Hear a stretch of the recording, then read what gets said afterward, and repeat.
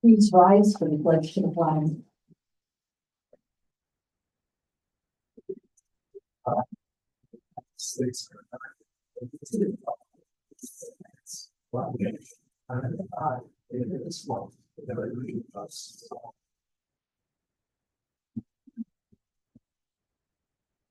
I'm surprised so many people came out in this cold. I thought we'd had an empty room here tonight.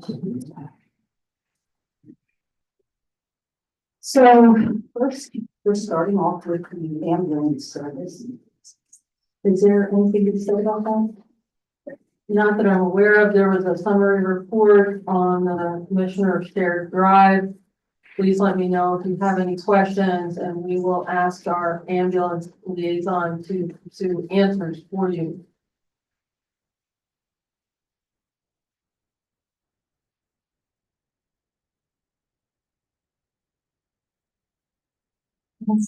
Moving on, the monthly report.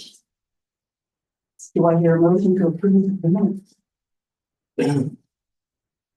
Make a motion to approve it. I'll second. Mr. Bill Miller, Yes. Mr. Greg Miller, Yes. Mr. Batchel. Yes. Mr. Donnell. Yes. Ms. Rao. Yes. Treasurer's report. Good evening, everyone. Happy New Year. Thank you. Did everyone get our report for December? Did we have any questions or concerns? I do want you to know that, on February 24th, Provide will be here to do our audit for 2024. Everything looked really well, good. At the end of the year, something that should be, that should go really nice. I would think also I'm in the process currently of uploading all the information as much as I can get them, before I leave. This is my last hurrah for, a monthly meeting, and I do want to thank all commissioners now and prior commissioners, all my coworkers, people in management. It has been absolutely wonderful. I'm in my 36th year, and it's amazing. So it's more than half my life, and I will mix everyone with these things, quite an experience, and I do thank each and every one of you. And thank you, and thank you for your excellent service. Thank you. I think we should get another round of applause.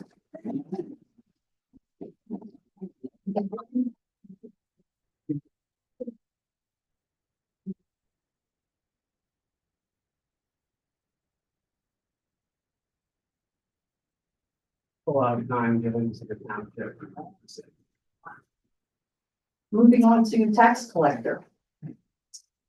There's nothing in particular to report except to say that the tax collector's hours for January through June 2025 are posted both on the website and on the doors outside this building. We received the proof for the county township tax bill, so the county is ready to send those out. I'm sorry to say. So as far as I'm aware, we're ready to go at that time. The board may recall that in December, as part of the consent agenda, the township approved, and this has happened for many, many years, to allow the county to print both the county and township tax bills, and then we reimburse the county for part of that cost. You'll see that probably in February. None of the bills reflected here, of course, are 2025. This is the end of 2024. Actually, you won't really see 2025 until April, when as soon as the bills go out, some people pay right away. So you'll see some 2025 appearing in April. But other than that, you're seeing things like exceptions, interims, and other anomalies on the tax collector report that are still relative to 2024. One of the things that jumped out at me was that I guess there was a comment about cash collection in one of the treasurer or tax collector documents. Is that something we do a lot of, like taking cash for taxes? No, it only should be to the tax collector directly the board may be aware that the drop boxes here for whether it's paying sewer bills, refuse bills, or tax bills say no cash in the drop boxes. Sometimes people don't pay attention to that. So yes, the cash can be collected, but it should only be in person. I guess maybe is, we want to keep doing that? I mean, maybe that's a different discussion for a different day. I think more it's a solicitor question, can we refuse an illegal tender? Yeah, unfortunately, I don't think you can refuse it if they're trying to pay it. And why would you want to? Just because of the kind of problems like Gene was talking about, people put it in drop boxes, receipts that aren't kept, how do you prove that you paid it, if it's in cash, those kind of things. Yeah, I understand. I mean, I can look into it for you if you want me to, but my head is telling me that you can't refuse cash payment for things like taxes if the residents are trying to pay. For some context, when I was employee years back, you remember there was an ordinance passed by the Philadelphia City Council that tended to allow small businesses to accept. Maybe I'm getting the details somewhat fuzzy, but essentially it was challenged, the ability for even small businesses to accept digital payment or non-cash payments only, and that it was challenged a lot. And they had to refuse. Essentially, businesses had to allow cash.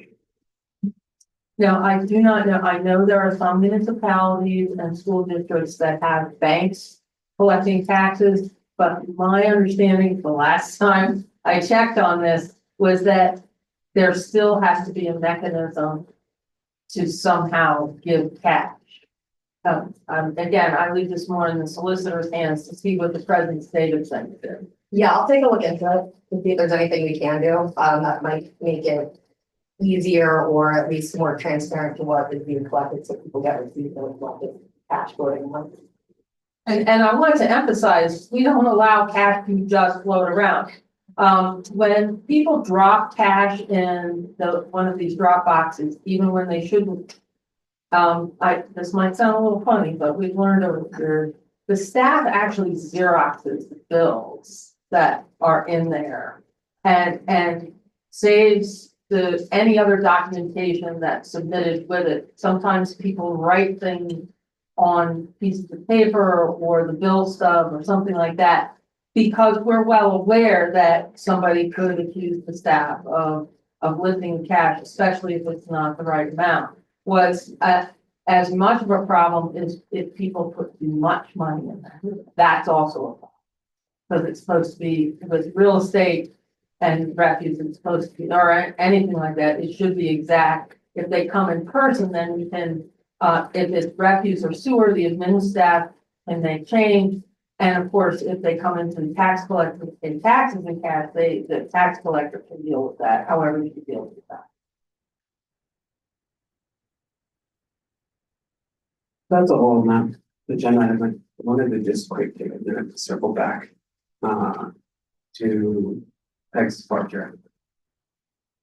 I know this isn't on the agenda, but as it was mentioned, I think the township could probably recognize someone who committed 36 plus years of their life to service to the township. So if there are no objections, I would move that we recognize Peg's contribution to the township in the same way we have in the past with previous commissioners. At the risk of contradicting you, I already spoke with Peggy about this because you had brought this up before, and she doesn't want a plaque. It's another Bahamas. Yeah. Oh, I think that needs a motion. And we can talk to the board about what she's requesting, but it's not a trick. Sorry, that could be good. Okay, moving on, we will do public. About a please. Can you please step up to the podium, state your name and address? My name is Akeem Raymond, and the address is 3312 Pequot Drive, Penguin Springfield 19608. And I own a business at Shillington Shopping Center. So we are nationally known and locally owned franchise. We do the fairs for Apple, Samsung, Google, Motorola, laptops, tablets, computers. So the reason I'm here today is that we have access to all the original parts, equipment, training, and the diagnostic tools and softwares. We have a team of 8 to 10 people. We have multiple locations. So we're trying to see if we can get the business of township for all these devices. They can be fixed same day without losing any extra money, extra cost, or any data or anything. And if you allow me, I have a copy. I don't know.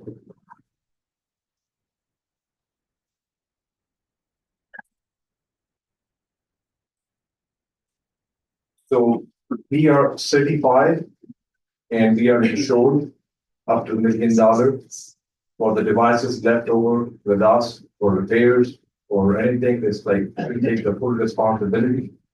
We do like monthly contracts, like whatever the devices are, they're gonna get fixed as soon as possible. With saving the data, there are a lot of devices which need software updates or virus removals or like physical damages, even the liquid damages. So in the file, I have all the detail. I can also email it to the township for fire department, for police department, for public services. They all have these devices these days. And rather shipping it out and waiting for the insurances, we are owned by Assurant, which is like 2 big names in the nation for insurance services. Right now, we provide the insurance repair services for T-Mobile and Xfinity Mobile, and all state scare trade. So I'm just trying to see if we can, serve our local township, and we can do a monthly contract. We can do the repairs and then get paid like after 30 days for the invoice repairs, whatever they are. That's not a decision we can make on the fly like this. We'll take the information Sure. under advisement. Sure. Thank you. And if you want, I can also email you whatever the physical file I gave you. I can also email it to you, and you can consider it. Could you, like Jane said, it's not something we'll decide on tonight, but you mentioned being certified. You don't have to elaborate at this very moment, but if you could include any certifications, one thing of concern that would come to mind for me are things like regulatory compliance concerns. Sure. With regard to like hard drives and data exfiltration. So just any certifications you guys have, pass them along. I think any opportunity you have to save, I can save some money. I can email it to you. Thank you. Thank you. Thank you very much. Mr. Glenn Emery, would you like to step up, state your name and your address, please? Glenn Henry, 4 Fairway Road. First of all, I'd like to welcome the great storm that we just had, and thank you for the great work that Public Works did and the police department for taking care of everybody that's here. The other thing I'd like to do is, it's really good to see Chief Dean in his chair here tonight, so that's good, Chief. Thank you. No one is happier than us. Yeah. I'm sure. It was great to see his face in the office when we drove in. So, wow, the chief's back. So it's good. I know many of you were here last year around this time when we had a somewhat contentious meeting regarding the chairman, the vacancy chairman. I have nothing against Ruth. I have nothing against Sam. But I do know that back in the election in 2023, the public voted from a 60 to 40 margin not to have some people who were defeated make public decisions about our community. Now, there's an election coming up, and certainly you can run there, but the public spoke. And it just seems like, as Yogi Berra said, It's the same, only different, and, it's deja vu all over again.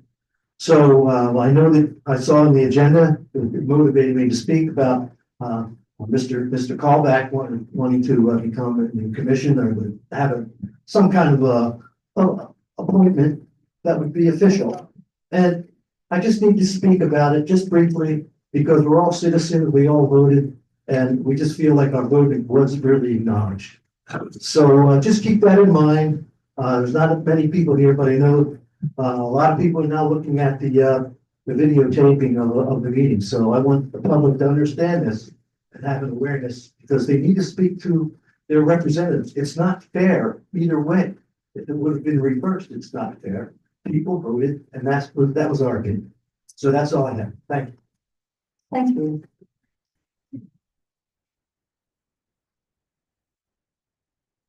Okay, I only have two people down. Is that it? Nobody else? Thank you. Okay, moving on to departments. Chief Madison Lee Dustin. Good evening. You should all should have my report on your tablets.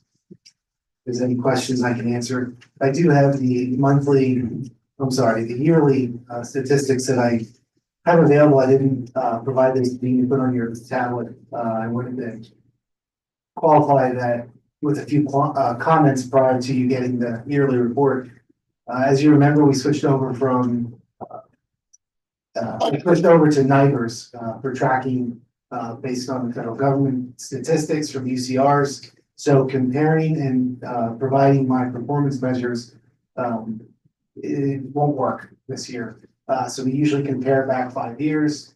And since everything changed with our reporting, the numbers aren't going to make sense. I can tell you that what increases that we did have were not alarming. They were expected. We had more staff. So traffic stops increased.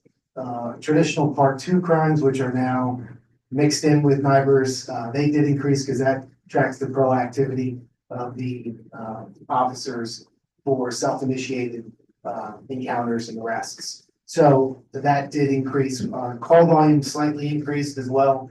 Our call response time slightly decreased, but nothing really significant. But I can provide more explanation when I do provide, give you the yearly report for your tablets. Next on the agenda is the VSER, and I mentioned this, I believe, last meeting. VSER Boards of Chiefs is requesting a resolution which would basically provide me with the authority, after you make the resolution, to serve on the board as chiefs for VSER, to make various decisions at their meetings or have a vote at their meetings. So I asked the board, you should have that resolution on your tablets. I asked the board to consider making that resolution, approving me to represent the township as a board member. So moved. I second. Mr. Greg Miller, Yes. Mr. Bezdorf, Yes. Mr. Donnell, Yes. Mr. Bill Miller, Yes. Ms. Rao. Yes.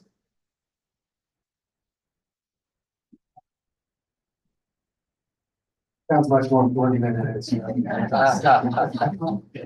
But thank you. Next on the agenda is the animal control services. As you know, we were in a bind this year for animal control. The prices went through the roof with ARL. The Humane Society was not interested, and the service that the company we previously had decided that they wanted to increase their service costs as well.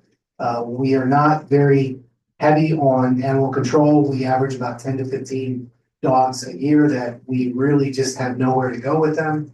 After we locate them, we do have a high percent of return for the animals based on social media and the recent purchase of a chip reader that we do now have to scan the tags for ownership.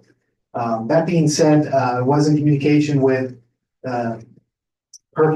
your pet experts, Perfect Match Pet Shop, which is located in Exeter. After discussions and an agreement that was drawn up by Kelsey, we They agreed to, an agreement with us for $5,000 annually.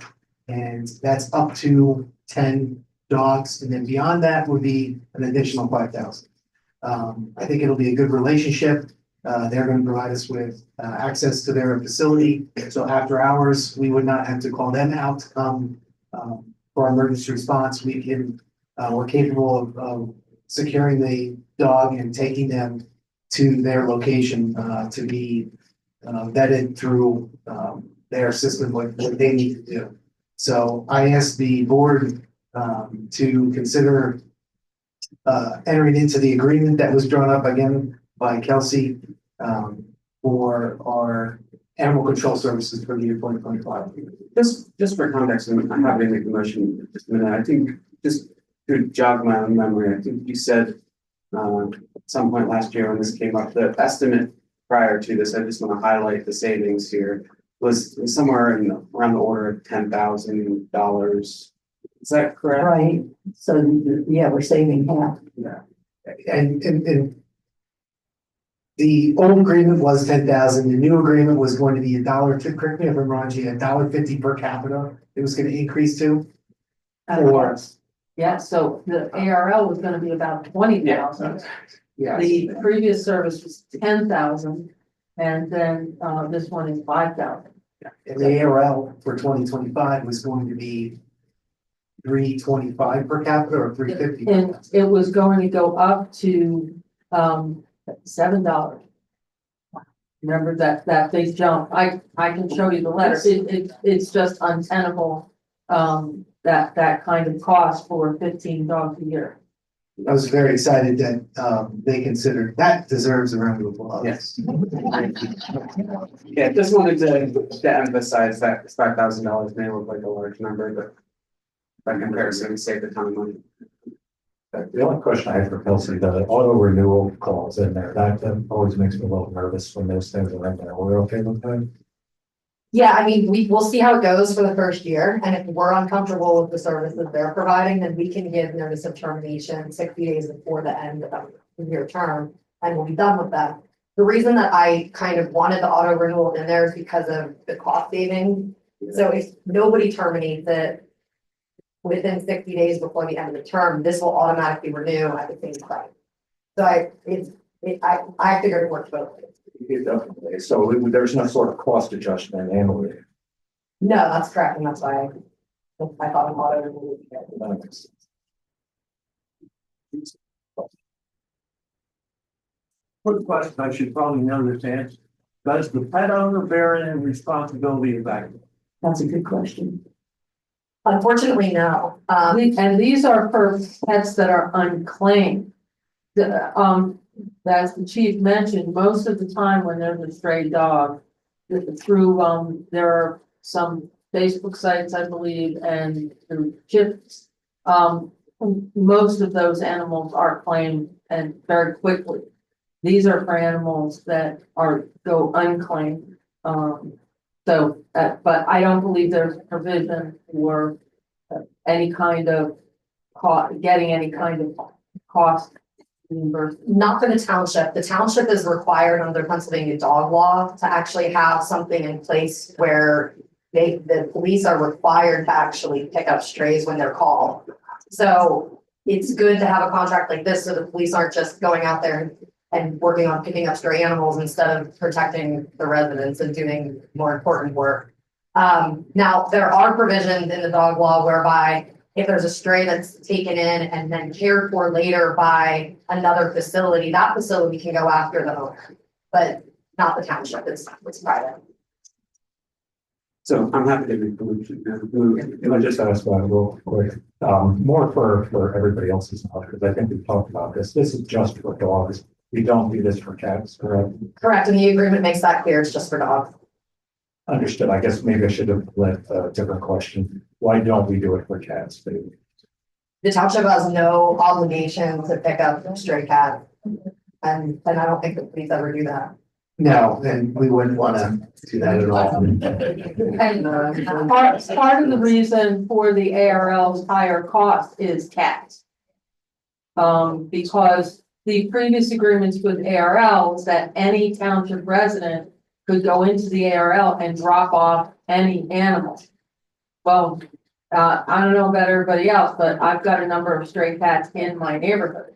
And the ARL has been very upfront with cats are the burden of cost for them. Dogs are often adopted, especially younger, the dog. But cats are very, very difficult. They usually have big cat adoption events, especially after spring kittens arrive in April, May. But yeah, cats are a real difficulty, and there are not the same kind of laws in place when we have the solicitor for cats as there are. That's correct, yeah, and just so everyone's clear, this agreement only allows Cumru Township Police to bring dogs to this facility. It does not allow residents privately, if they find a dog, to bring the dog there. So it's not, people can't just drop dogs off there, it's just for the police department. Getting cats out of trees would be here to. Joking, I move to authorize the agreement. I'll second.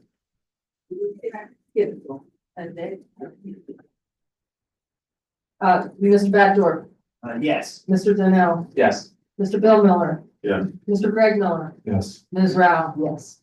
And I will use a phrase that Chief Bean has used numerous times.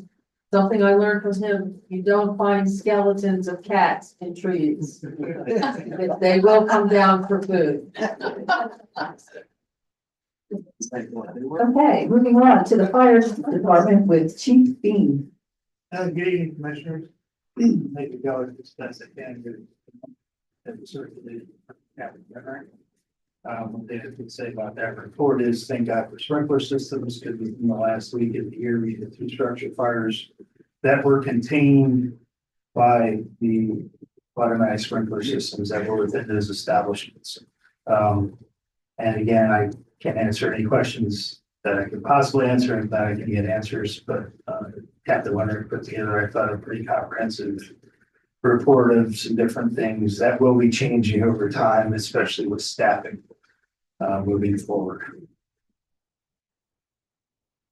One of the questions I had, I appreciate the trending here, by the way, on the report. That's one of the things I was always curious about.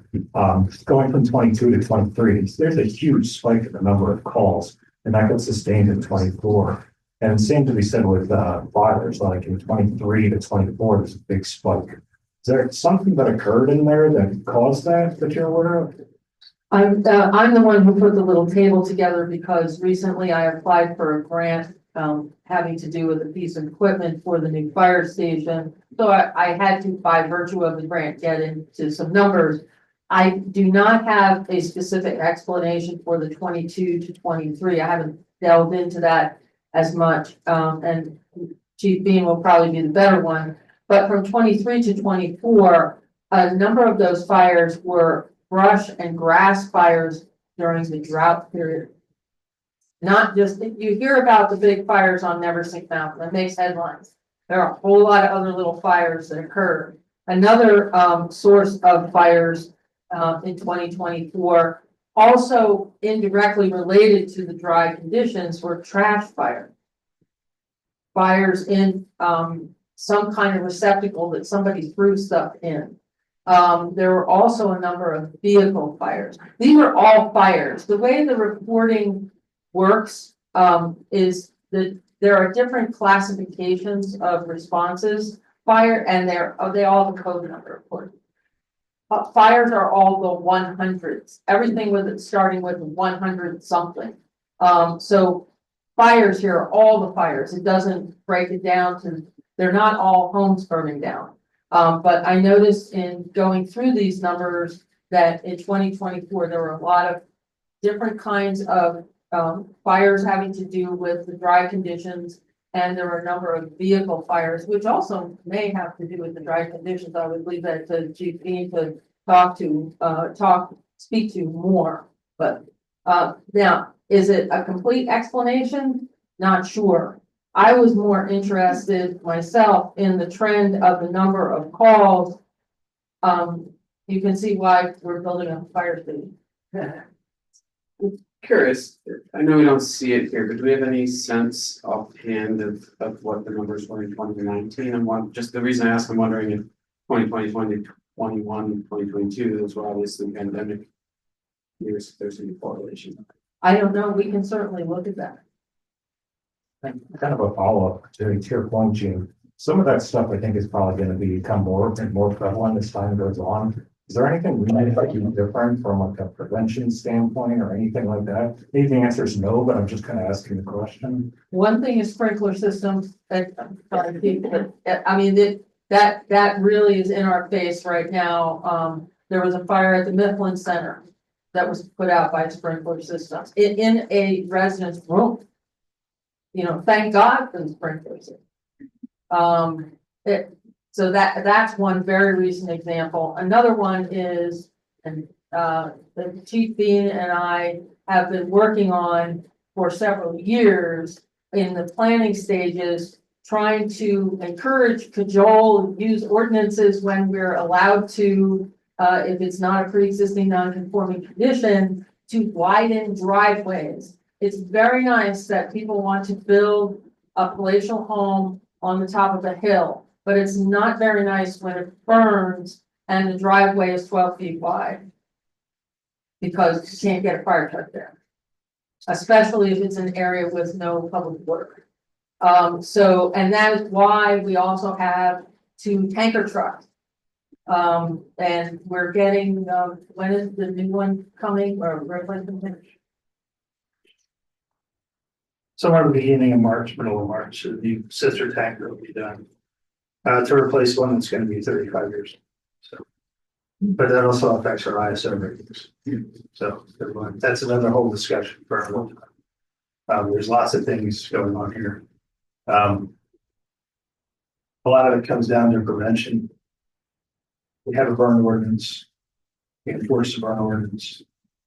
Along with the police department. And obviously this year we had an exceptionally dry year. Whenever we have that, you tend to have more fires. And brush fires, little brush fires lead to big fires. And California is a perfect example of that right now.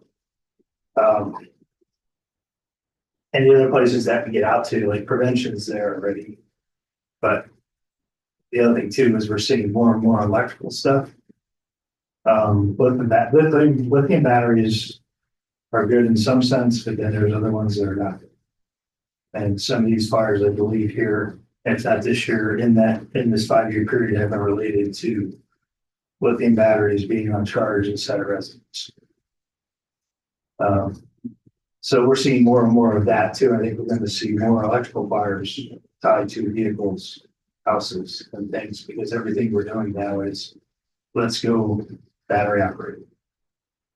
Well, fine and dandy, when you have a problem, you have a problem. And it takes a lot of work to put them out. So, like, obviously, these numbers can be broken out and looked at a little bit closer. And as the new software we're using, First Due, helps us to break some of those things out.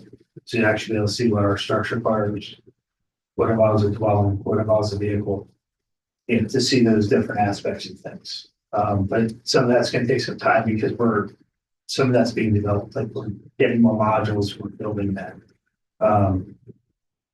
But prevention's out there, it's just some of this stuff, literally as dry as it was this past fall, you can flick a cigarette out a window and create a big problem. Man, that's my big concern. So I don't know how to fire fight, obviously, but that's why I kind of asked, is there ways that we can, anything that we can do to try and cut down on the risk of that huge wildfire? I mean, as you mentioned, I've never seen mountain was on fire. It's real. It's not just like something you see on TV. If there's anything we can do as a township to try and prevent that kind of thing, I think we should probably explore it a little bit. I heard you mention some new ordinance stuff, Gene. I mean, maybe that's something we can do. We have a burn ordinance. It complies with the DEP regulations. So let me do a PSA here. I'm often asked, why can Brecknock burn and Cumru can't? Here's why. Brecknock is not a mandated recycling community. They do not have the population density. Cumru is a mandated recycling community. As soon as a municipality is mandated to recycle, it triggers regulations on the state level about burning. So the regulations about burning, to put it in summary, are a minimum of 10 acres. And the burning cannot be to clear land. You can't light a fire to make a lot for your house. You can't do that. It also can't be other than natural material. We have a burning permit process that the fire department, Chief Bean, administers in order to allow burning. The fire for a new burning permit, the fire department goes out and checks what kind of burn pile there is, what are they burning, are there any measures in place to prevent it from spreading? It can't be too big, et cetera, et cetera. So that's my PSA about why some municipalities can burn indiscriminately or have residents can burn indiscriminately and some cannot. In regard to prevention, we do have, as I said, since I have been employed here, the attention paid during the planning and building process to these kind of issues has grown exponentially, and that is a good thing. The other thing is since we have the staffing in the fire department, October is fire prevention month, and they do numerous activities, especially in the schools in relation to fire prevention. The fire staff, while Chief Bean was out, alerted me to the fact that we needed the burn ban. They alerted me to that the dry conditions had gotten to that point. I believe Cumru declared a burn ban faster than the county did, and kept it on longer than the county did, I believe. We will continue. I know one of the goals of the fire department is when they're fully staffed to do more prevention than just during October Fire Prevention Month. I totally agree with you as far as that, putting a focus on that. Hopefully we can have even open houses or other activities in the new firehouse to invite people to talk about, maybe do presentations, et cetera, on these type of issues. But I do agree with Chief Bean that there are a lot more incidents. We even had one on the campus here a few months ago related to lithium batteries and how hot they get. A township employee endured a significant burn due to a lithium battery. So it's a very, that's one of the risks that we all face of going all electric everything.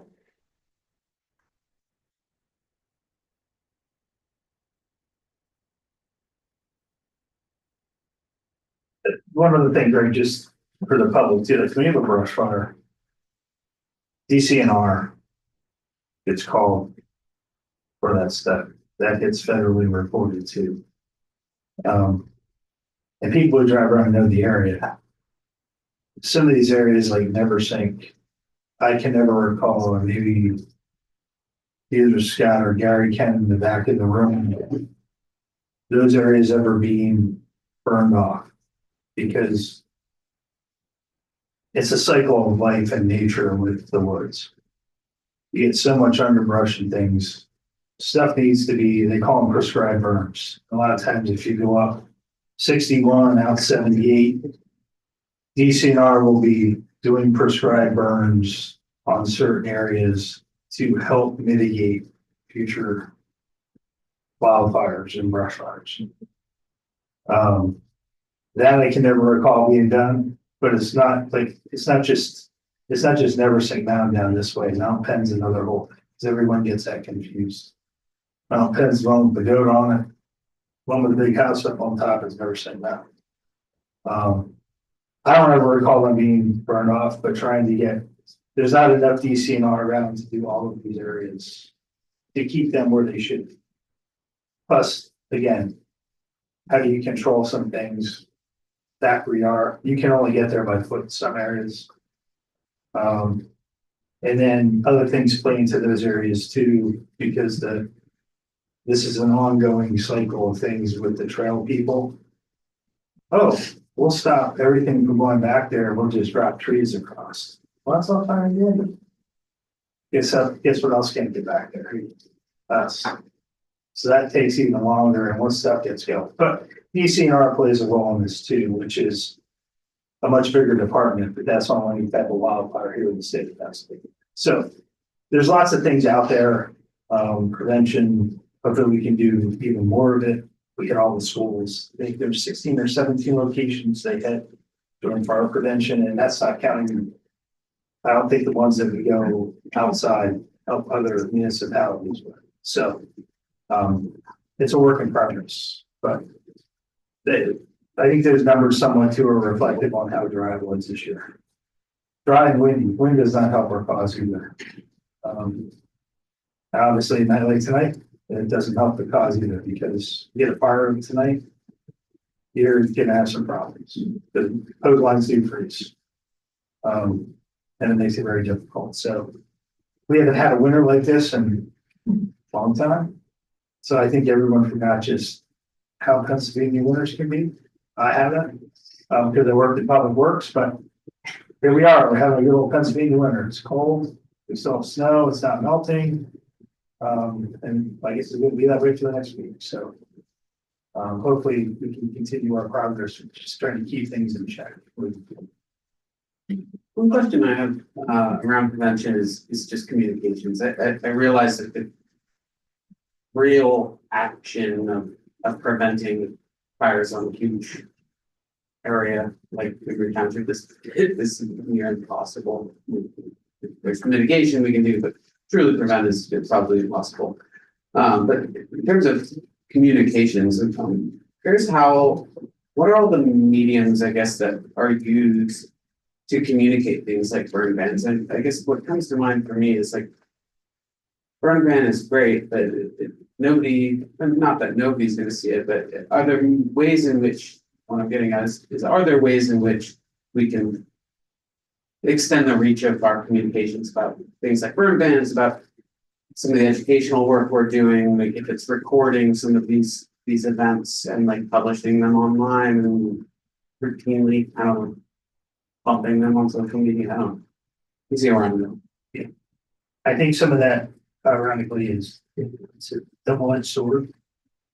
Social media can be both ways. And you put some things out there, obviously burn bans, they hit the news.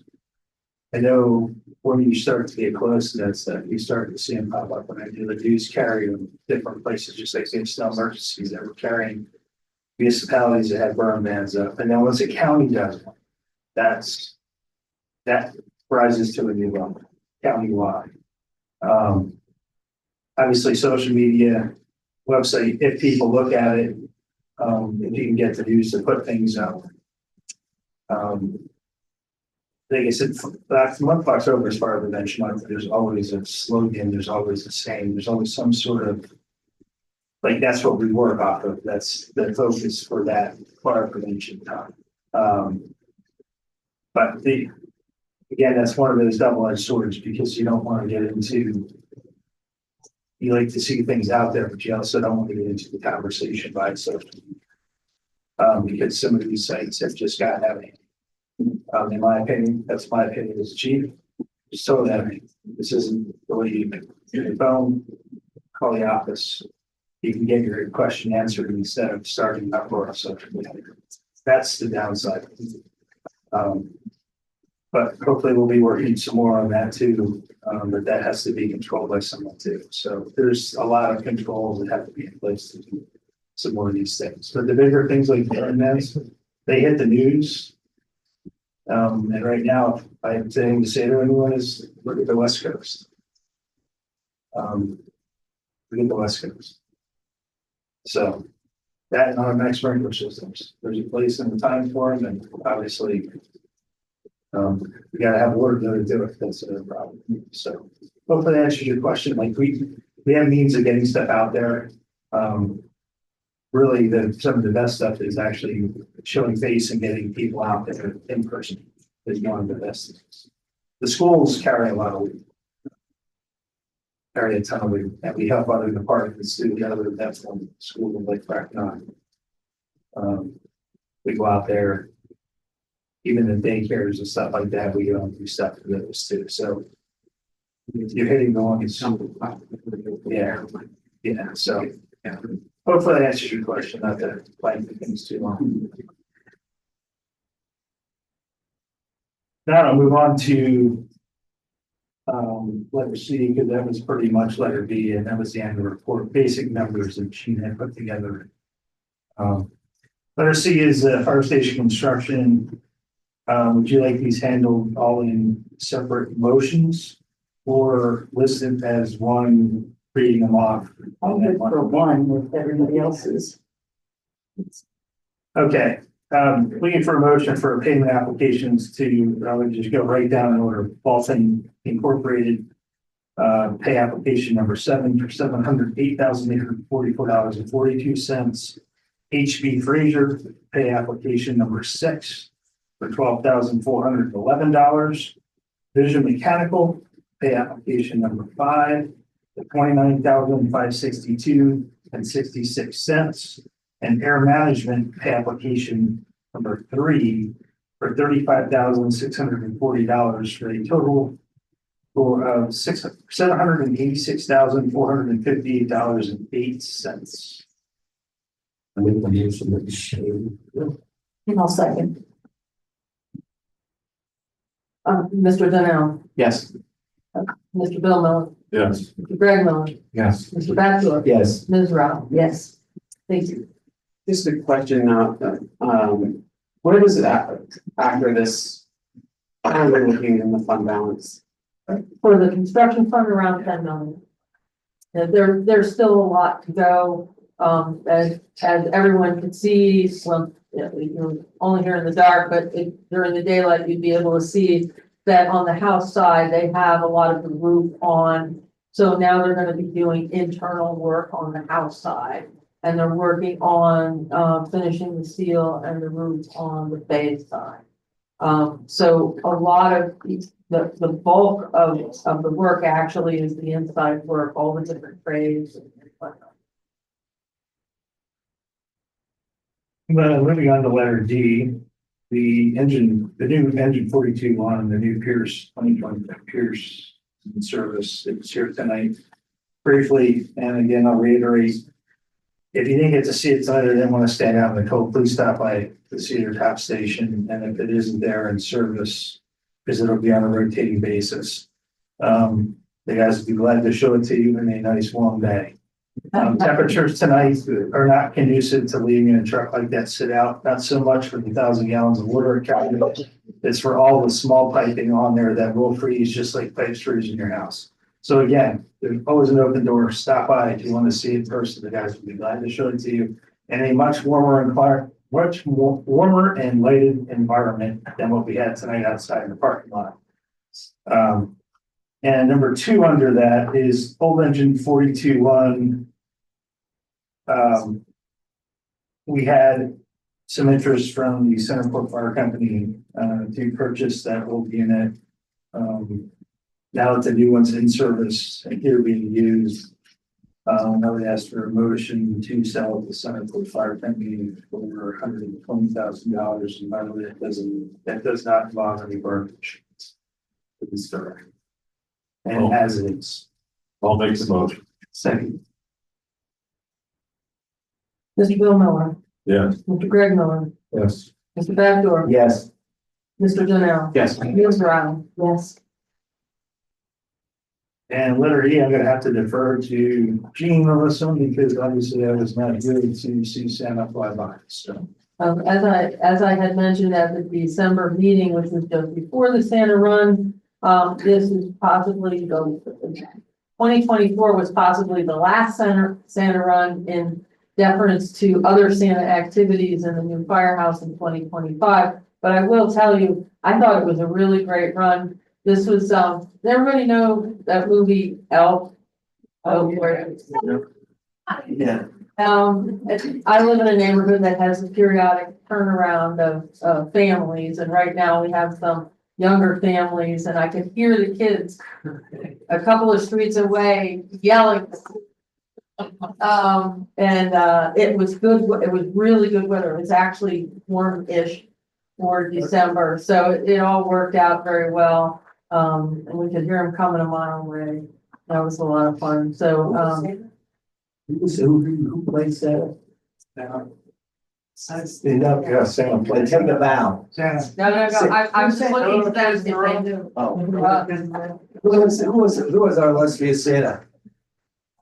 I think it might have been Steve. I'll confirm. I think it might have been Rusty Hoover. Okay. But we thank the volunteers who worked on that for all those years. It basically takes that entire day, and a lot of driving, to make that happen, and even in bad weather, and we've always appreciated that.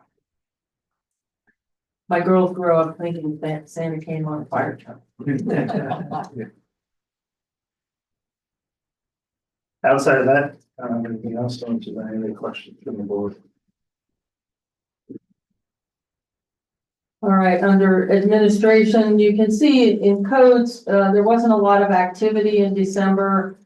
Understandably so, because the weather was colder. We are starting to get a lot of activity now. I was speaking with Mr. Freimorter earlier today, and he's got quite a bit of permit activity already bubbling up, because of different entities, owners and contractors trying to get ready for the spring. So looks like we're going to have an active spring. Item B is somewhat interesting. Back in 2021, a film crew out of Lancaster came to the township and filmed part of a movie called Brave the Dark out at the Poplar Neck Bridge over the Schuylkill River. The movie is being released on January 24th. It's showing at the Goggle Works over the weekend. I'm not sure how long it's going to be there. And it's based on a true story of a student and a teacher at Garden Spot High School. And the teacher helped save the life of the student. Now, our bridge is featured in the movie, but I will tell you it's about the young man jumps off the bridge, but he's saved. And it was very interesting. It was they were great people to work with. You'll see the bridge in the trailer, and they put up some special lighting and whatnot, and they made a small donation for our time and trouble to the fire station project. So that's one of the more interesting things that has occurred in Cumru Township. Will we get a credit? I think that they said they would include Cumru Township in the credits. Unfortunately, we didn't get a special preview. They did that for Lancaster because the bulk of the rest of the movie is filmed in Lancaster. I know, yeah. In regard to item C, hiring, as we all know from the beginning of the meeting, Mrs. Carpenter is leaving. Her official title is the Business and Personnel Administrator. We have interviewed for an individual to take her place, although not fill her shoes. And I'm requesting from the board authorization to make a conditional offer of employment to the top candidate for that position. I moved to make the conditional offer for employment. Second. Mr. Greg Miller, Yes.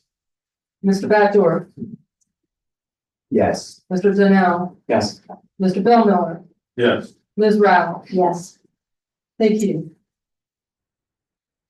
The next item is a planning item. This is a very small, minor plan. In actuality, this, the land having to do with this plan was actually subdivided last year.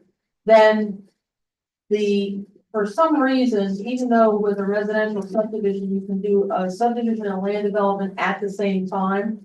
This owner sold, and now the subsequent owner is doing the actual land development, and all that consists of some semi on the lots.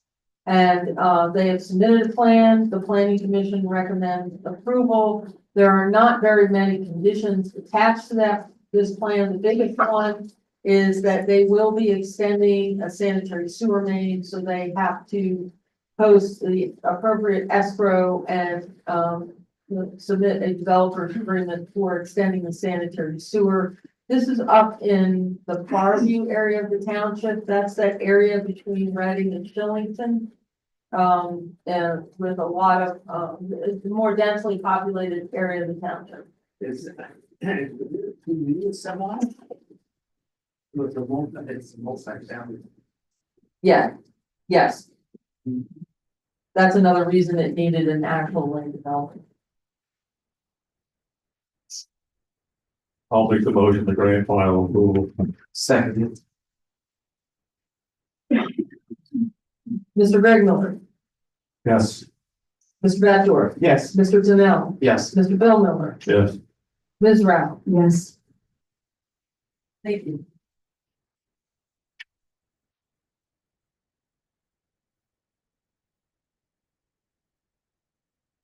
Moving on to public works. Good evening, just a little recap of the snowstorm we had, Sunday, we had about 5 inches, as everybody knows. Our main goal that day was to get the roads cleared quickly because of the temperatures, dropping so quickly. So we wanted to get it off the road, and, the guys, did that pretty well. We had, 18 plows out working for about 12 hours Sunday, and got it all clear. They were till land Monday morning. And we've been doing some cleanup over the last couple of days. Other than that, that's all I have to report tonight. I just wanted to point out real quick, I know we got an email commending the public works staff, and I wanted to again publicly acknowledge how great of a job you all did. I couldn't agree more with the email, the commendation. And that morning I went out to run some errands, and like I think I mentioned in the email, as soon as I left the township, the road conditions were immediately worse. So you guys did a great job. Thank you. Thank you. When we get emails like that, I hang them on the lunchroom door so the guys can see them. They, most residents, not most residents, every once in a while residents will let us know when number one, we go by, plowing in their driveways, but it's nice to get a phone call and everything. So thank you for what number one.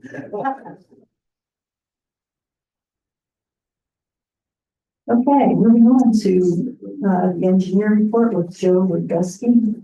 Just an update on the traffic signal at Route 10 and Freemansville Road.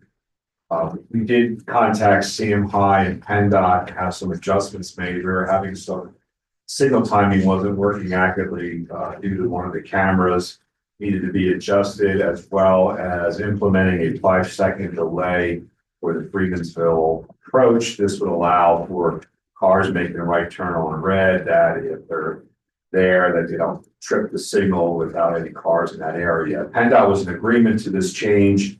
They actually did submit to us a revised permit drawing and condition diagram, and our maintenance contractor, CM High, performed the work on December 31st. And it seems to be operating in accordance better, more efficiently as it was in the past.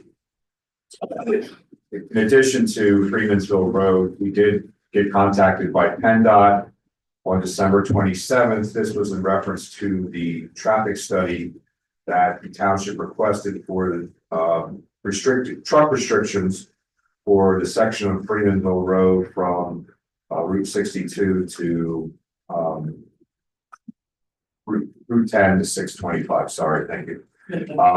As a result of their study, PennDOT is going to be implementing a truck restriction for trailers over 45 feet being prohibited in length on this section of Freemansville Road. The signage will be installed by the department and then maintained by PennDOT as well. So I'm not sure when that'll take place, but I believe once the signage is up, then I think we could happily develop the ordinance. Police department.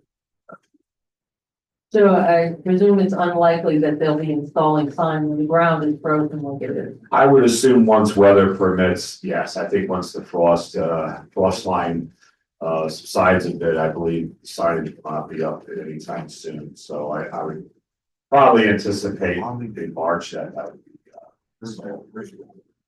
So there was a question going around by email with respect to what are PennDOT's regulations about flashing traffic? PennDOT typically, the flash mode is used in two cases. One, when a traffic signal is installed for the first time at an intersection, does not currently have a traffic signal. PennDOT allows the signal to be on flash mode to warn motorists, especially locals, that a traffic signal is going to be in operation. And once it's on for either 2 weeks, then PennDOT will come out and allow it to operate as in accordance with the approved permit. The other condition is typically late hours. You'll see on Lancaster Avenue at times, I believe it might be closer to 2 o'clock. The signal will go on flash mode. PennDOT has been trying to avoid that situation because they did adopt a new policy where if a signal is operating on flash mode for technical reasons or for late hours, it actually operates in red. So it flashes in red for all the approaches. They no longer will allow the yellow to be I'll say the major thoroughfare would be operating under flash mode in yellow. But that's the only two conditions that the department will allow a traffic signal to operate under flash mode. And just to follow up on Chief's question, that came up by Springfield really, so it kind of correlates to what you're talking about. So what I just heard, it doesn't sound like turning and flashing is going to be overly beneficial. And hopefully with the changes that were just made, that will make it a little clearer or easier to get through there. Maybe I don't know what the right word is. Yes, I think we had a little issue, and I observed it myself, where we used the video detection. One of the cameras was picking up the opposing traffic and triggering it to what they call the minimum green time, which is, I believe, 15 seconds on Route 10. And unfortunately, it's causing a lot of backup from vehicles when the signal it wasn't operating at its full maximum green time. With this adjustment, it should help, and also with that 5-second delay on Freemansville Road, since there is a allowed for turn restriction red. Whereas the opposite side, it's no turn. But hopefully it'll operate efficiently. Perfect. I heard the term ghost traffic thrown around a lot before, so hopefully that'll help with this. That's all I have. If anybody has any questions. Okay, Joe, thank you. Moving on to Kelsey, the solicitor report. Great, thank you. Item A is the police pension ordinance consolidation. If the board recalls, they authorized the Police Officers Association and the township to enter into a revised memorandum of understanding between the association and the township regarding what's called Act 49, which authorizes prior service buyback for police officers. And part of implementing that into the police pension plan is that we're required to actually adopt an ordinance that implements that provision into the plan.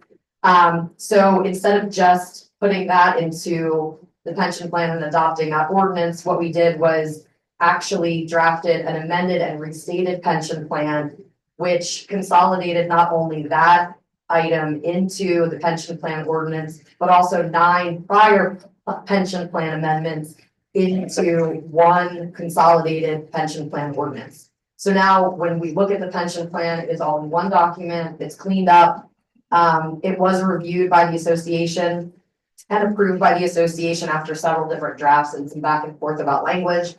And we did advertise the adoption of the pension plan amended and restated ordinance on January 14th, 2025. So I'm asking the board to consider the adoption of the amended and restated ordinance. I'll make the motion. I second. Mr. Badger, Yes. Mr. Daniel, Abstain. Mr. Bill Miller, Yes. Mr. Greg Miller, Yes. Ms. Rao. Yes. Thank you. Just to quick clarify, I think most, if not all, have been made aware, but for those who haven't, for the record of YouTube, I have clause by my employer for potential conflicts of interest that I cannot vote on issues regarding pensions. So just moving to explain that. Okay, item B is the zoning ordinance text amendment, an update on that. There is a hearing set for February 18th of next month at 6 p.m. for the zoning ordinance text amendment. And the letters that are required were sent to the property owners in the mixed use general commercial district regarding the rescheduled hearing. The revised version, which is version 13, of the zoning ordinance text amendment was sent to both the Berks County Planning Commission and the Cumru Township Planning Commission as required. And that hearing will be advertised on February 3rd and February 10th. So the hearing is set. I believe the full text of version 13 was sent to all the commissioners. If it wasn't, it certainly will be, so that you can review it prior to the hearing. The items that were changed from the version that we were going to have the hearing on in January were heavily reviewed, and big shout out and thank you to Steve Hoffman from Great Valley Consultants, which is Joe Rodofsky's firm.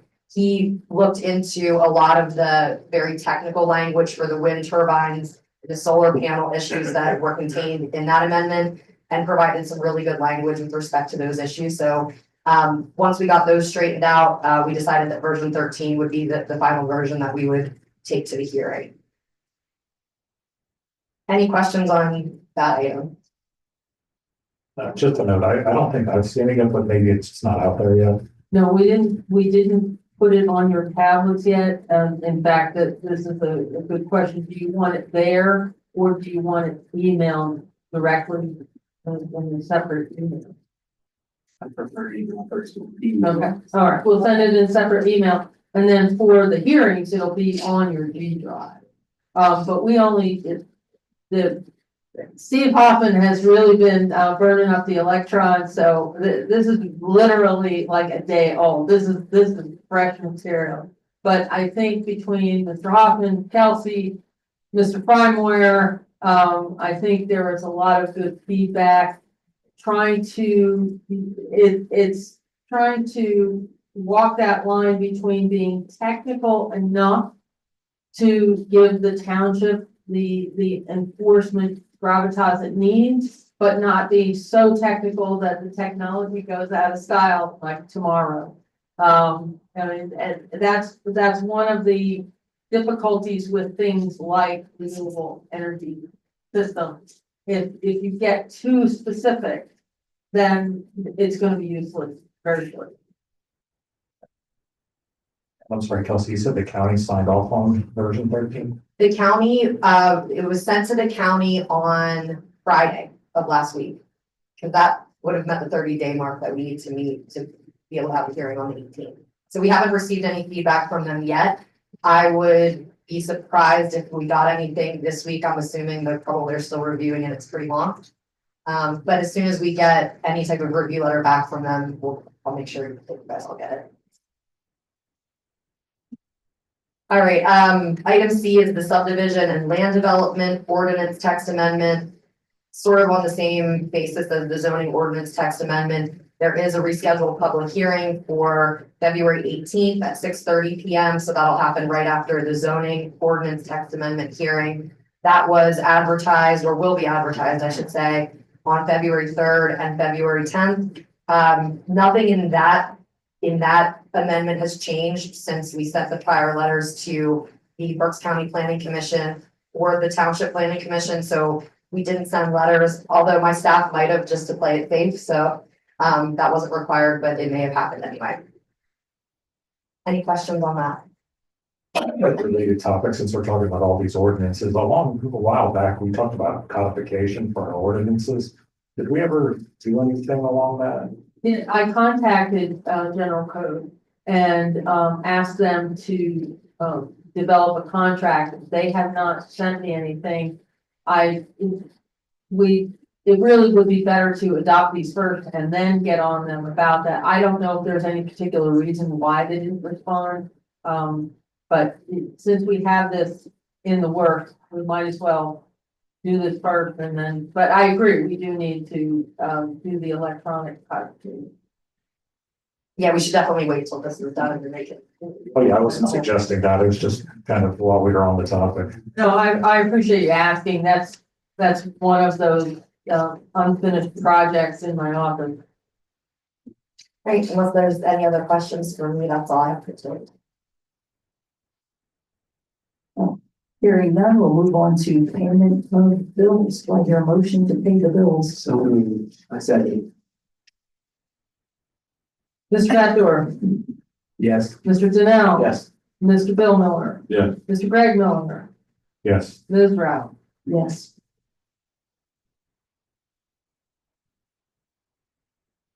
We can read through the correspondence. We'll move on to commissioners. Section A, committee vacancies and terms. If I could explain one thing, this is from, the board may recall that I had contacted you in December, but not very long before the December 17th meeting. So it seems better to defer these terms actually ended, 12/31. There were no zoning hearings in January, as you can see on the next page, canceled. The municipal authority also canceled their meeting for lack of business. The planning commission, Mr. Meek was there for the December meeting, and Mr. McHale was used in his alternate position at the January meeting.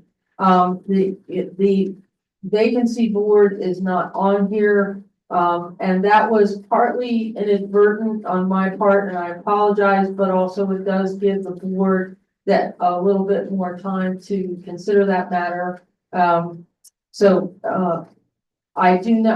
We don't have any zoning hearings yet for February, but the deadline has not passed, so we could possibly get somebody to get a hearing for February. The municipal authority does not meet until April. It only meets 4 times a year. And remember, they only have one function, and that is to look at sanitary sewer matters. The planning commission, we have Mr. McHale for 1 more month. He is moving, and so after February, he will not be there. The other 2 planning commission alternates have not responded to any communication. No, Mr. Marks is on the zoning hearing board. He's an alternate for the zoning hearing board. The reason his name comes up already, by the way, for term renewal is that they're plugged into expiring terms. And that was the end of an expiring term. No, the other 2 gentlemen, Mr. Herr and Mr. Wallenslagle, have not contacted us. We have contacted them several times. They have not. Correct.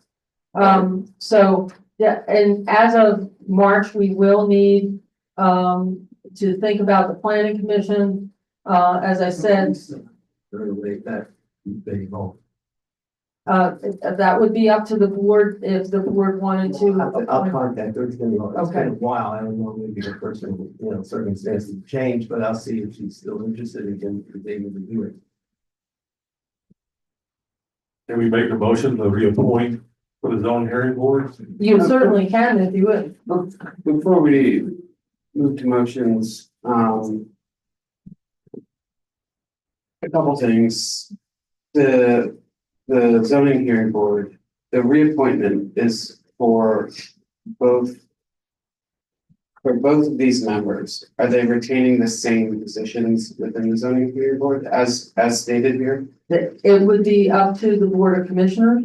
So, but these- what this is proposing is that Patrick Mars is maintaining his position as an alternate member. Is that correct? I'm not proposing anything. I'm just stating what they were. But the position that Brendan Strickland had on the zoning hearing board, that term is expired. He has stated he's willing to be reappointed if the board so chooses. And Mr. Marks was recently appointed, but he filled in the end of a term.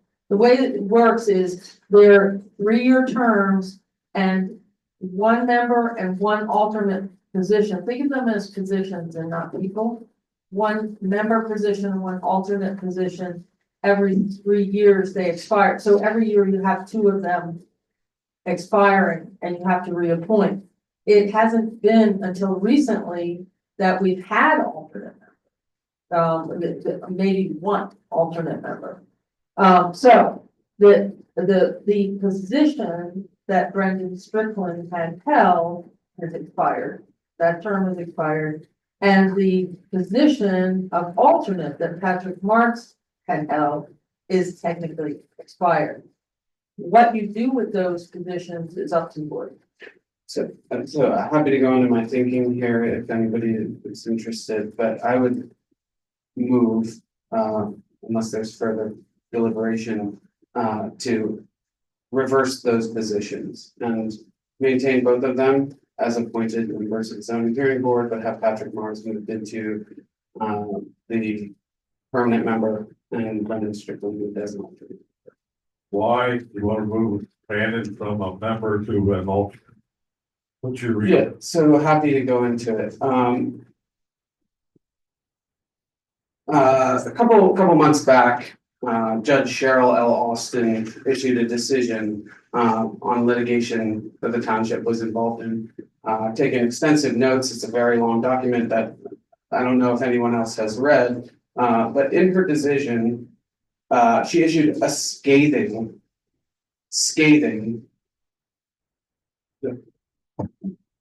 review of how the zoning hearing board handled some of their procedures. And I can just give you some highlights. There was misleading notice for public participation. There was no instructions for participation. It was arguably in violation of the Pennsylvania Sunshine Act. There were concerns, community concerns ignored. There were environmental rights amendment concerns that were mentioned by this judge. This judge not only is a judge, just a judge. The judge is a member of the Pennsylvania board of the Bar State Board of Judges. I looked her up. She's one of 3 judges in the entire state appointed to a board to oversee matters like this. She's an expert in her field, and her review of our processes were damning, to be frank. And I think months ago I brought up issues of accountability with the zoning hearing board, and I understand why we didn't go through with that, but I think we need to have some accountability. This person, I realize we don't have a mile-long line of people volunteering their service. I think the fact that Brandon is willing to offer his service is something that's commendable, but I think we need to hold our zoning hearing board accountable to the citizens, residents of the township. And after reading a report like this, I think some change is due in our zoning hearing board. That's my thing. To follow on that, we just came off of the Old Hickory situation where they didn't meet for 60 days, and now we're into another lawsuit. So that's 2 big strikes in my book. I would agree with Andy. I think we need to change. I think we need to swap those 2 folks. Mr. Mars is new to this, but he was here. Everybody heard him speak. He's very qualified. He could easily handle this role, in my opinion.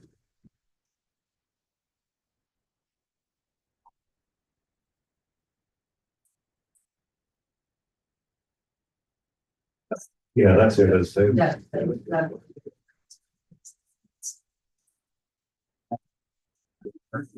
I don't agree with your reasoning. I think it's a personal issue because you live on Flying Hills and you're involved in the lawsuit. I'm not personally involved in the lawsuit. The township is, however, it is not a personal issue. The public decision made by Cheryl Austin, I'll quote her now. The court finds that the zoning hearing board willfully violated section 1098 of the municipal or NPC and the Sunshine Act by refusing to allow public comment. Another quote, instantly An exhaustive review of the testimony establishes that at no time did the zoning hearing board announce any mechanism or procedure for how numerous residents in attendance could participate in the hearing. Section 710(1)(a) of the Sunshine Act specifically gives the public the right to comment on matters of concern, official action, or deliberation, which are or may be before the board or council, et cetera, et cetera. Although the agency may limit public comments in some form, it cannot outright deny the opportunity to speak.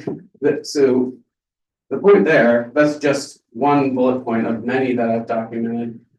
That's just the issue of lack of engaging our citizens and our residents to participate in the process of governing our township. I think that above all is the responsibility of our institutions here in Cumru Township. We should be engaging our residents to be involved in the government process, not casting them out and telling them that their opinions don't matter. They cannot offer their opinions. They cannot speak at these hearings. These hearings are for them.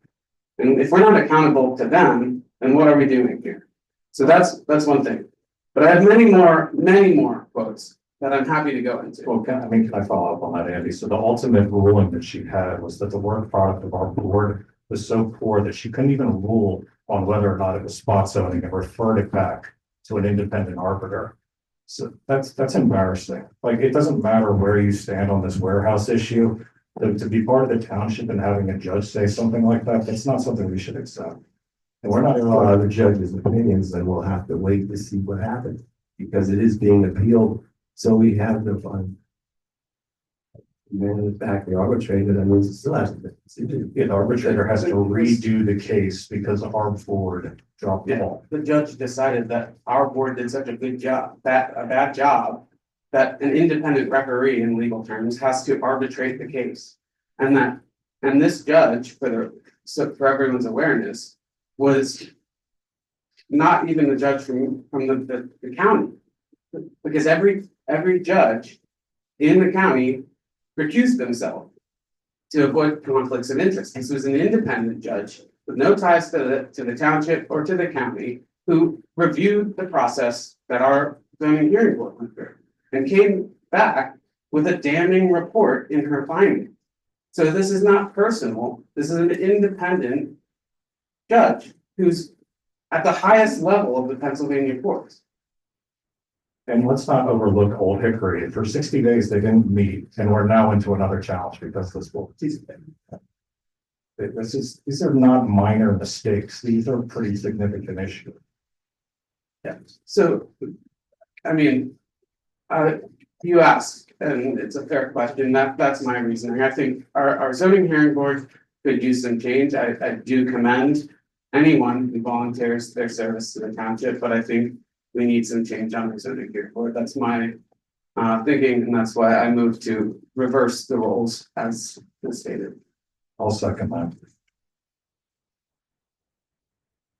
Mr. Danell, Yes. Mr. Bill Miller, No. Mr. Greg Miller, Yes. Mr. Baddoor, No, Ms. Rao. Yes.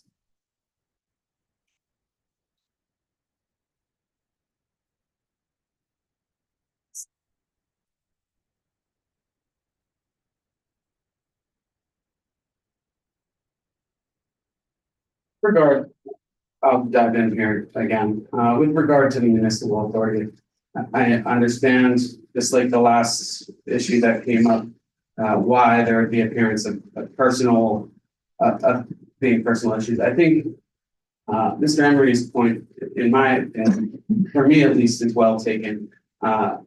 This should not be seen as a personal issue with Mr. Callback.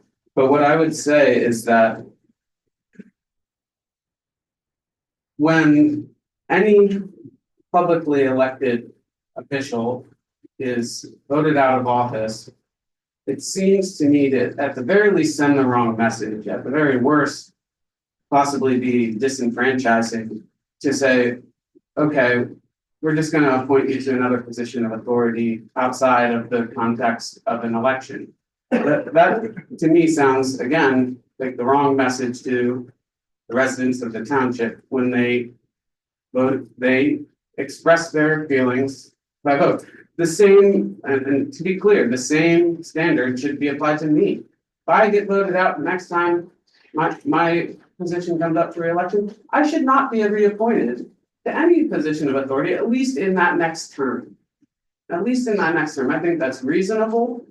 And let me clarify real quickly. Like I said, with regard to the zoning hearing board. It's not like we have a line of people signing up for this stuff. So what I would ask the board to consider is to give, now that this is public and people can see on YouTube, is give us till the next meeting to vote on that position. And if we can't fill it, I will happily vote yes for Mr. Kalbach. I think, but I think we need to give the public an opportunity to volunteer, and I think that sends the right message to the residents. Yeah, but what you're lacking, Sam spent 4 years as the liaison to Public Works. And he did a lot of good work as a liaison with Public Works. And he knows a lot that's going on with authority. He brings a lot of knowledge to the board.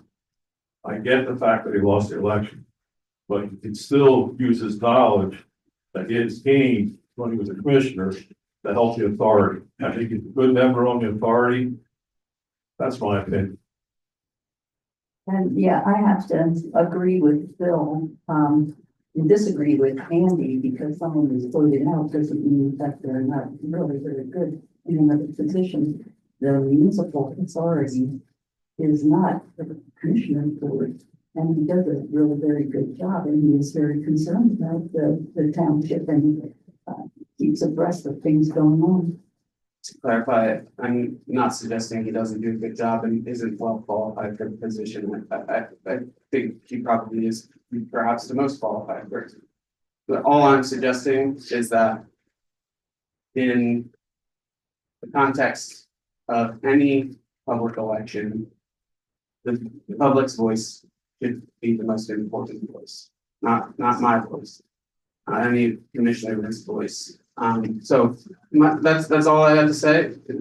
Happy to, again, my ask is we give the public until the next meeting to volunteer for the position, and if not, I'm happy, again, like I said, I'd be happy to vote yes for Mr. Kalbach. Well, just to respond to Alicia's comment, I mean, I agree with what Andy's saying in that this isn't a matter of how good he is or isn't. I guess a lot of the criticism that gets levied about local government in general is that same people that are just kind of trading chairs and stuff like that. And so a lot of allegations and things of that nature come up. So when you remove somebody from one board via vote from the public and just put them on another board, I think that's kind of what Andy's getting at. That's kind of like a bit of a slap in the face a little bit to people.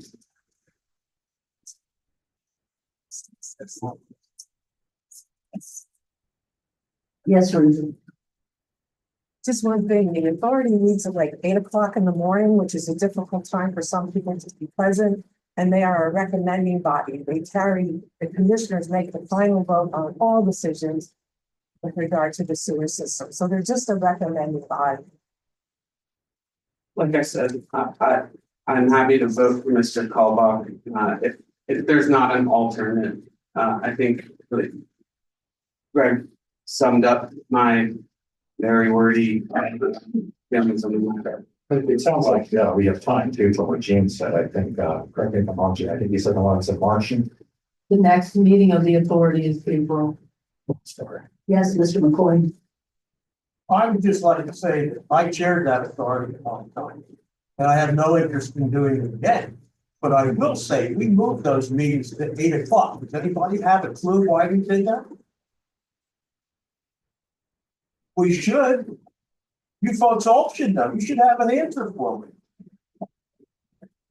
The reason was residents that had problems with sewer connections or had issues, we wanted them to come in before their work done. Do it. We put them on the agenda first and move them on. That's how we took care of the public. So you got to get somebody on that authority, and I'm not even involved in this issue.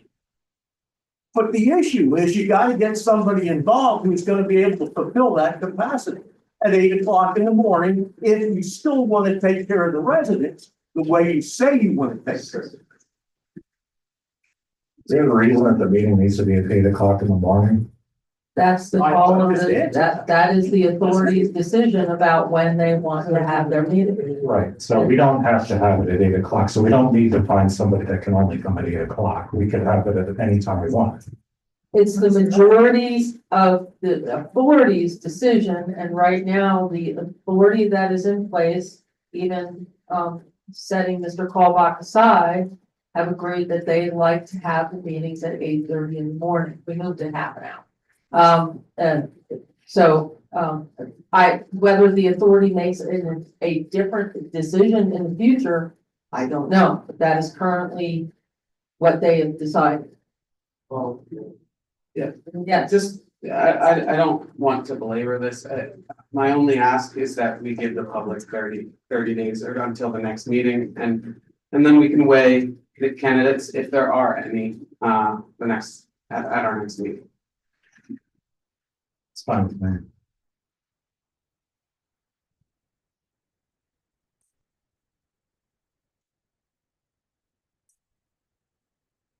We had a hard time filling chairs for municipal party. And Sam volunteered and I volunteered because we couldn't get anybody.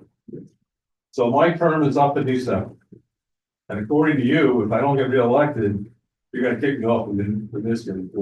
No, that's not what I'm That's suggesting. what you're saying. No, that's because not- Once you lose your election, because the people that spoken, then you're no longer allowed to volunteer to help the township. No, that's not what I'm suggesting. What I'm suggesting is, That's exactly what you're if you could let me That's finish. what you're saying, Andrew. No, that's not what I'm saying, Bill, if you'd let me clarify.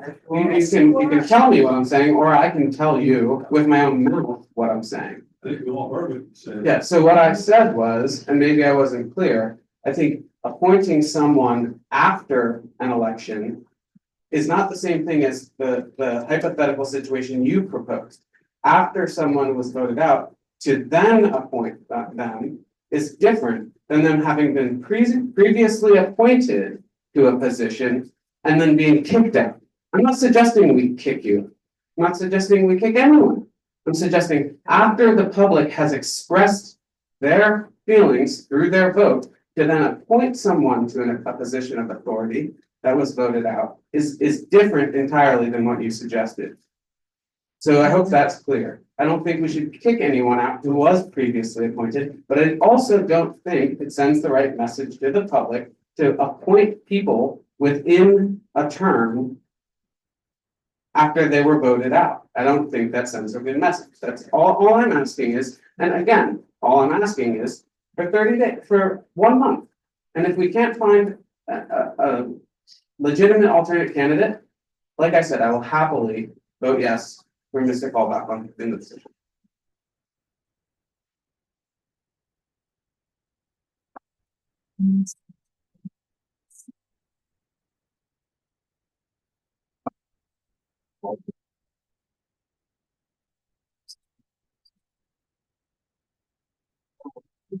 Is there any, if there's nothing else, I mean, You can make a motion for whatever you want. I'm not making any motion about. I'm not talking to you, Andy. I mean, I'm just kind of Yeah. saying that to the whole board. I mean, anybody can make a motion however they see fit. They want to influence Sam right now, they can. I'm happy to move on to point 3. It doesn't, I don't hear any motion. Is there anything? We need to consider a replacement ICD. Is there any? We only just found out today that Mr. McHale, who is the planning commission alternate who has been participating, is moving shortly. I believe in March. So he would be available for the February meeting, but at your next meeting, you might also wish to consider what you're going to do with Phil Meek's slot, which is not an alternate position, it is a regular planning commission position. And the other 2 alternates have not participated or responded.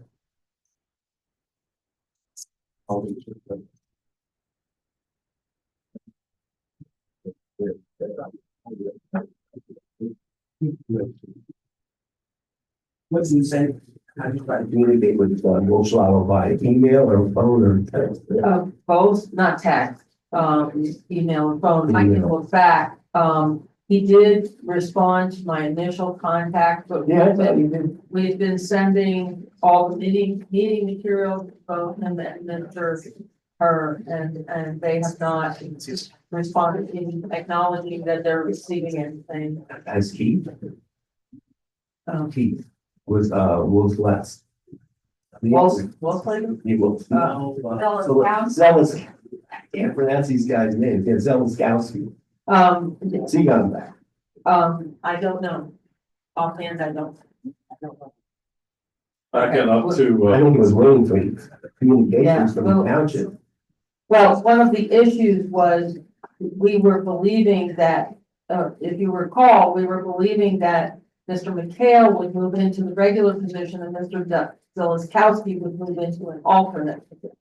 So what we'll do is we'll investigate if he's interested in being either one, like if he would like to be in the regular position and get back to the board on that. Yeah, I'm sure he would. I mean, I know, Wolfswagel surprises me, but I'll look into that personally and see what's going on there. We'll contact Mr. Zeliskowski and. Okay. I would like to make the motion to reappoint Sam Paul as authority. I'll second. Mr. Bill Miller, Yes. Mr. Greg Miller, No. Mr. Backdoor. Yes. Mr. Donnell, No. Ms. Rao. Yes.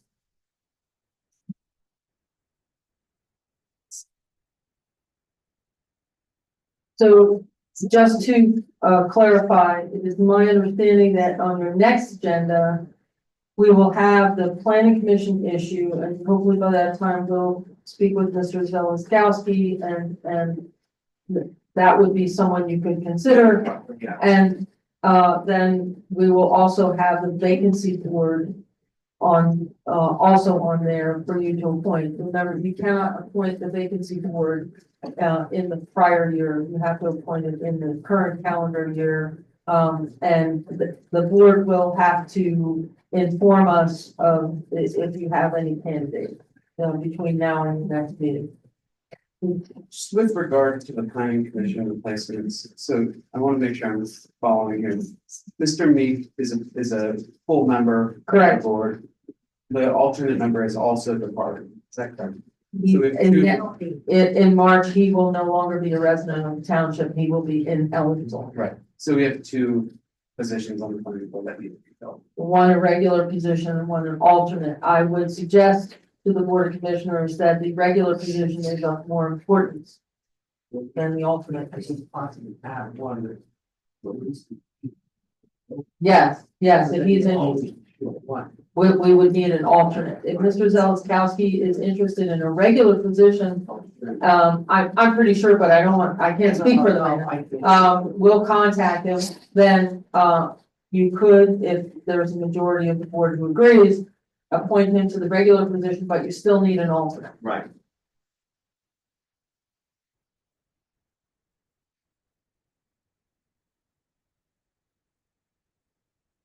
Okay, so next would be our executive session. There might be action after on one issue.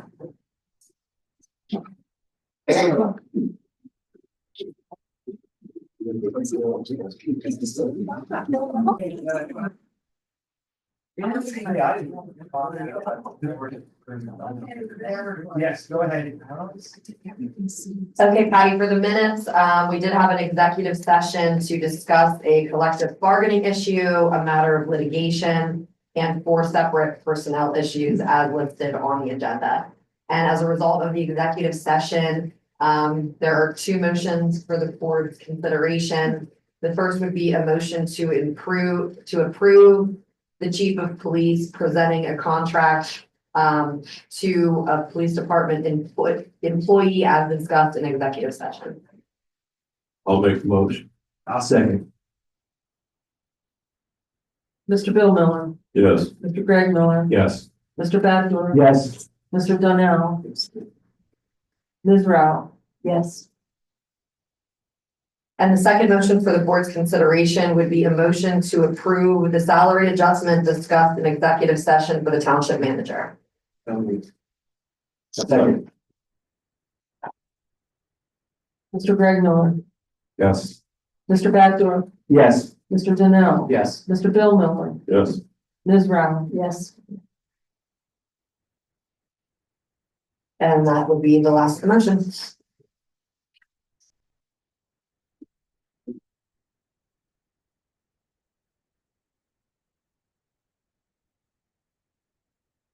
With respect to the reminders, the zoning hearing board for January was canceled. We do anticipate that that case will be continued hopefully in February or March. Item B, the Economic Development Steering Committee's first meeting is on January 23rd. That's this Thursday at 6 p.m. The agenda will be posted tomorrow. Then are listed the Board of Commissioners meeting for February and March. You can see the public hearings that the solicitor referred to earlier in the meeting are listed. The Planning Commission, regular February meeting is on February 3rd, and offices are closed for President's Day on February 17th. A second.